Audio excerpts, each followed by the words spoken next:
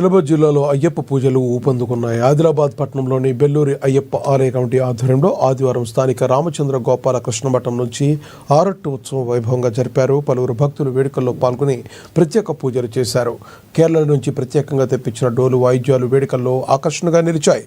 ముందుగా అయ్యప్ప స్వామి ఉత్సవ విగ్రహాన్ని అందంగా అలంకరించి పలకీలో ఊరేగించి ప్రారంభించారు.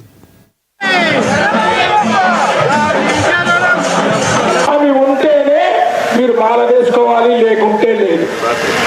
నాకు అయ్యప్ప భక్తుల్ని పెంచాలంటే అయ్యప్ప స్వామికి ఇష్టమైనది. ఎందుకంటే మీతో పాటు అయ్యప్ప దీక్ష ముగిసిపోకూడదంటే, మనతో పాటు అయ్యప్ప దీక్ష ఇండి కావద్దంటే మీ అందరి బాధ్యత. గురుస్వామిదే కాదు, అయ్యప్ప దీక్ష తీసుకున్న ప్రతి స్వామీజీ బాధ్యత.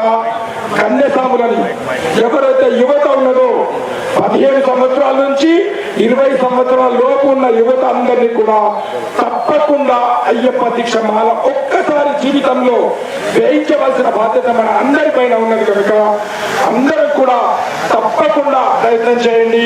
కన్యాస్వాములను ప్రోత్సహించండి. మొదటిసారి ఎవరైతే మాల వేసుకుంటున్నారో వాళ్ళందరినీ ప్రోత్సహించాలి.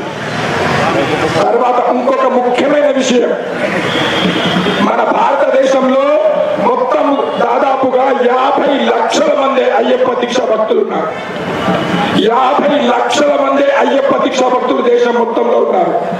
కానీ అయ్యప్ప దీక్ష భక్తుడికి రాజకీయ నాయకులని, ప్రభుత్వ అధికారులని వాడుకోవడం రావడం లేదు. ప్రతి రాజకీయ నాయకుడు ప్రభుత్వ వ్యవస్థ నుంచి మన అయ్యప్ప దీక్ష భక్తులకు